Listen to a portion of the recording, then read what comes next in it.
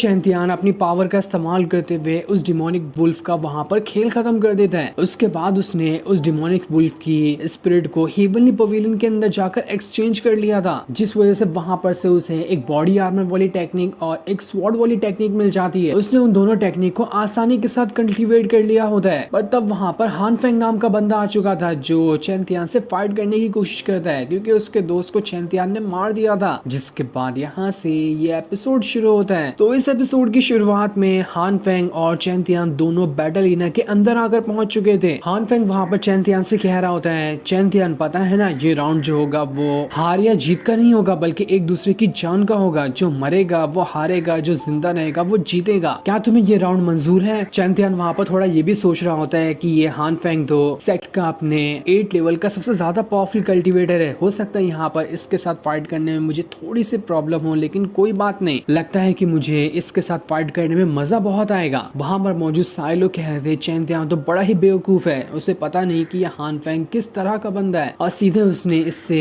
जान वाला चैलेंज लगा दिया। हम सब पहले से ही जानते कि यहाँ पर आज बेचारा चैंतियान तो मारा ही जाएगा। लेकिन ईवियन वहां पर चैंतियान को मोटिवेट कर रही थी कि चैंतियान तुम कर सकते हो, तुम्हें घबराने की जरूरत नहीं है, हमें तुम्हारे पर पूरा भरोसा है। जो सुनकर हान फेंग चैंतियान से कहता, चैंतियान देखो मैंने तुम्हें एक मौका दिया था कि तुम आओ और मेरे जूतों पे सर रखते हुए माफी मांगो तो मैं तुम्हें छोड़ देता, लेकिन अब उसके लिए बहुत देर हो चुकी है। अब तुम ये भी करोगे तभी मैं तुम्हें नहीं छोड़ने वाला। जिस पर चैंतियान कह रहा होता है, बस ना ब्रो, कितनी बात करेगा, देख मैं तेरी बातों से बहुत ज्यादा बोर हो चुका हूँ, आजा थोड़ी फाइट करते हैं। जिसके बाद अब देखते ही देखते दोनों के बीच काफी जबरदस्त फाइट शुरू हो गई थी। हान फेंग जो होता है वो अपने भाले का इस्तेमाल कर रहा था, तो वहीं चैंतियान जो होता है अपनी स्वॉर्ड का इस्तेमाल कर रहा था। वो वहां पर लगातार कई सारे फटफट करते हुए स्लैश अटैक हान फेंग पे किए जा रहा होता है, जिस वजह से तो हान फेंग का भाला भी उसके हाथ से दूर फेंका चुका था। इस चीज को देखकर सारे लोग हैरान रहते हैं कि क्या बस एक ही अटैक के अंदर इस हान फेंग का तो वेपन भी इसके हाथ से दूर फेंका चुका है। क्या हमने यहाँ पर चैंतियान को अंडर एस्टिमेट किया? वो बहुत ज्यादा पावरफुल भी हो सकता है, क्योंकि हम में से यहाँ पर किसी ने भी उसकी असल पावर तो देखी ही नहीं है। हान फेंग वहाँ पर चैंतियान को देखकर कह रहा था, तुमने न जाने अभी यहाँ पर कौन से स्वॉर्ड टेक्निक का इस्तेमाल किया, लेकिन कोई बात नहीं, जब से मैं तुम्हें अंडर एस्टिमेट कर रहा था, लेकिन बहुत हो गया, अब मुझे अपनी रियल पावर का इस्तेमाल करना ही पड़ेगा ताकि मैं तुम्हें दिखा सकूं कि मैं क्या कर सकता हूं। जिसके बाद हान फेंग जो होता है अपनी पावर का इस्तेमाल करते हुए वहां पर एक बहुत ही बड़ा और पावरफुल फॉर्मेशन बना लेता है। वो फॉर्मेशन उसका वेपन फॉर्मेशन था। उस फॉर्मेशन के अंदर से उसकी एक बहुत ही ज्यादा पावरफुल वेपन बाहर निकल कर आती है, जो अब सीधा चैंतियान के ऊपर अटैक करेगी। ईवियन चैंतियान से कह रही होती है, चैंतियान जरा संभल के, ये अटैक बहुत ही ज्यादा खतरनाक होने वाला है। जिसके बाद हान फेंग जो होता है उसने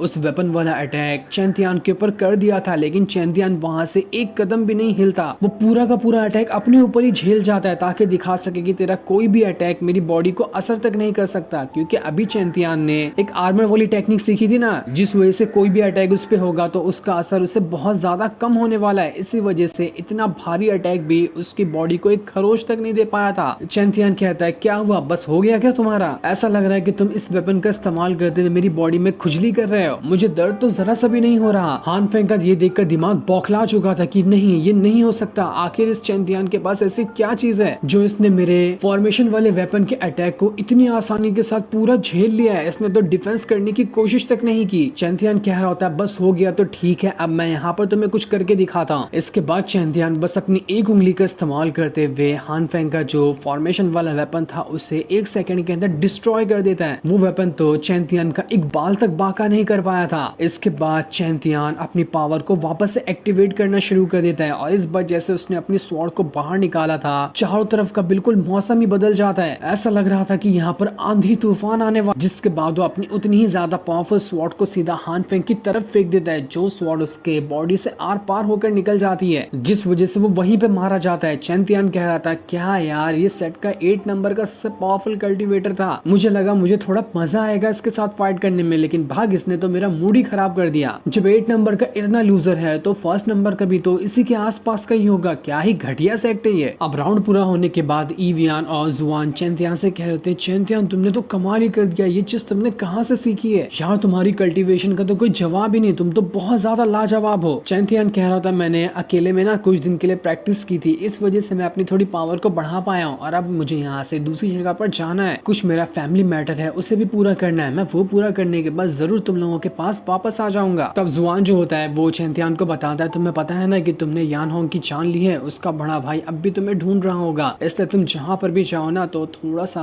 केयरफुल रहना। मैं तुम्हें कहीं जाने से रोक नहीं रहा क्योंकि तुम वैसे भी इतने ज्यादा पावरफुल हो, लेकिन बस तुम्हें थोड़ी सी चेतावनी दे रहा हूँ। एवियन तो काफी ज्यादा उदास हो गई होती कि चैंतियान यहाँ से जा रहा है। चैंतियान कह रहा होता है तुम लोग इतने ज्यादा उदास क्यों हो रहे हो, कुछ ही दिनों की बात है, मैं अपना सारा का सारा फैमिली मैटर सुलझाने के बाद वापस आ जाऊंगा तुम लोगों के पास, तब तक के तुम लोगों को अपना भी ख्याल रखना है, खाली मेरा ही ख्याल रखने के बारे में कहकर कोई नहीं होगा। तो चलो अब मुझे बाय बाय कह दो, मैं यहाँ से जा रहा हूँ। इतना कहने के बाद चैंतियान वहां से चला जाता है। उसके जाने के बाद जुआन जो होता है एवियन की चुटकी लेते हुए कह रहा होता है क्या तुम यहाँ पर चैंतियान को पसंद करने लगी हो, तभी तो उसके जाने से तुम इतनी ज्यादा उदास हो, लगता है उसकी हड्डियां तोड़ने का स्टाइल तुम्हें पसंद आ गया। जो सुनकर एवियन कह रही होती है बस बहुत हो गया, तुम बहुत ज्यादा बोलते हो, रुको मैं तुम्हें बताती हूँ। इसके बाद वो एक दूसरे का पीछा करना शुरू कर देते हैं। दूसरी तरफ हम यान होंग के भाई को देखते हैं जिसका नाम ज़ैंग हाओ था। उसके पास उसके भाई की बॉडी आई होती है जिसे देखकर तो उसका दिमाग बौखला जाता है कि आखिर मेरे भाई की जान किसने ली, मुझे बस उसका नाम बताओ। वहाँ पर जो डिसाइपल मौजूद होते हैं ज़ैंग हाओ को बता रहे होते हैं कुछ दिनों की पहले की बात है, सारे के सारे डिसाइपल डिमोनिक वुल्फ को मारने के लिए गए थे, लेकिन हम जब वहाँ पर पहुंचे ना तो हमें डिमोनिक वुल्फ भी मरा हुआ दिखा, साथ ही यहाँ पर यान होंग भी मरा हुआ था। दोनों को किसी एक ही बंदे ने स्वॉर्ड का इस्तेमाल करते हुए मारा है। ज़ैंग हाओ ने मारते हुए कहता है क्या तुम लोगों ने ये नहीं पता लगाया कि आखिर ये काम किसने किया है, किसी काम के तुम लोग नहीं हो, जाओ और हिवनली पवेलियन में पता लगाओ कि जिसने भी उस वुल्फ की स्पिरिट को एक्सचेंज करने के लिए हिवनली पवेलियन के अंदर गया है ना वही इंसान होगा जिसने मेरे भाई की जान ली है। ज़ैंग हाओ ने दिमाग बहुत बढ़िया लगाया चैंतियान को पकड़ने का। ज़ैंग हाओ कहता है बस एक बार वो बंदा मेरे हाथ लग जाए, मैं कसम खाकर कहता हूँ कि मैं उसकी बॉडी को चीर फाड़ कर दूंगा, जिस तरह से उसने मेरे भाई की जान ली है इससे भी बदतर मौत मैं उसे दूंगा, वो मेरे हाथों से कभी नहीं बचने वाला, चाहे वो दुनिया के किस भी कोने में जाकर क्यों ना छुप जाए। उसे मारने के बाद मैं उसकी बॉडी को भी अपने भाई के बाजू में ही दफना दूंगा ताकि मरने के बाद मेरे भाई को